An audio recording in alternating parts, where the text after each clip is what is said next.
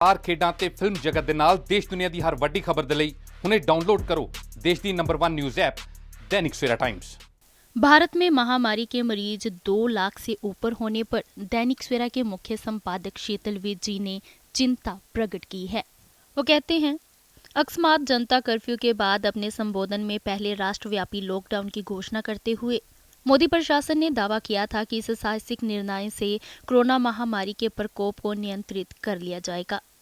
America और पश्चिमी देशों की तरह इसका कुप्रभाव नहीं बढ़ेगा और भारत में इस महामारी का वह दुष्परिणाम नहीं होगा जो कि इस वायरस की अवहेलना करने वाले चंद पश्चिमी देश डोल रहे हैं।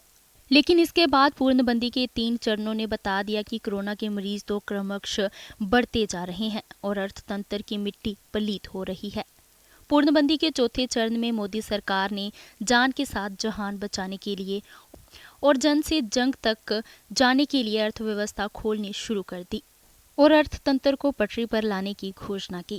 पूर्णबंदी के 5वें चरण में बंदिशों की ढील का यह सिलसिला और चलता रहा, क्योंकि इसी बीच लाखों मजदूर अपने अपने कार्यों नगरों से उखड़कर गांवों की ओर जाने लगे थे और असहाय कष्ट डोल रहे थे।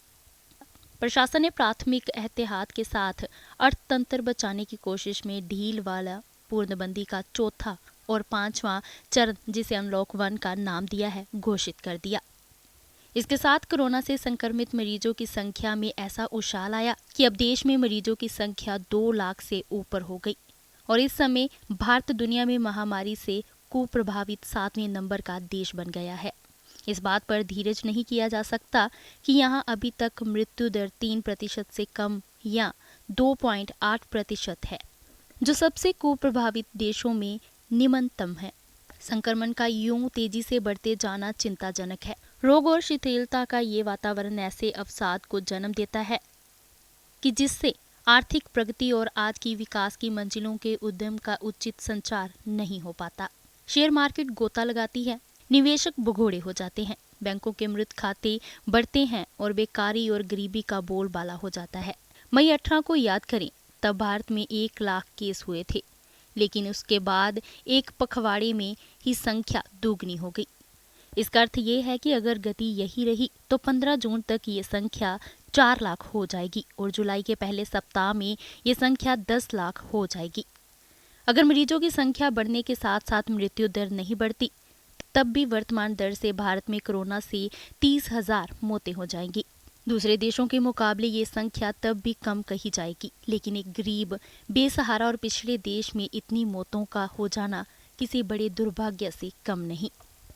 अब कोई और चारा ना देखकर सरकार ने लॉकडाउन की पाबंदियां लगातार ढीली कर दी हैं। 8 जून से इस ढीली पाबंदियों वाले अनलॉक का दूसरा चरण शुरू हो रहा है, जिसमें होटल, रेस्तरां और माल प्लाजा भी खुल जाएंगे। लेकिन डर है कि अगर इससे देशवासी पूरी एहतियात नहीं बरतते, सामाजिक अंतर नहीं रखते, मास्क और दस्तानों का प्रयोग नहीं करते, तो मृत्यु दर में वृद्धि हो सकती है। देश में सामुदायिक संक्रमण की अवस्था पैदा हो सकती है। तब क्या हमें हाथ पर हाथ रखकर स्वीडन की तरह हुई इम्यूनिटी का इंतजार करना पड़ेगा? इसमें वीरतंत्र लोगों में अपने आप ही प्रतिरोधी शक्तियां पैदा कर देती है, लेकिन इस बीच हमारे चिकित्सा ढांचे पर कितना दबाव बढ़ जाएगा, कैसी अफरा तफरी फैलेगी, इसकी गिनती भी रखनी चाहिए। मृत्यु दर ना भी बढ़े तो भी संक्रमित मरीजों की संख्या का यूं बढ़ना अर्थतंत्र के पटरी पर आने में बाधक बन सकता है। शीतल विज।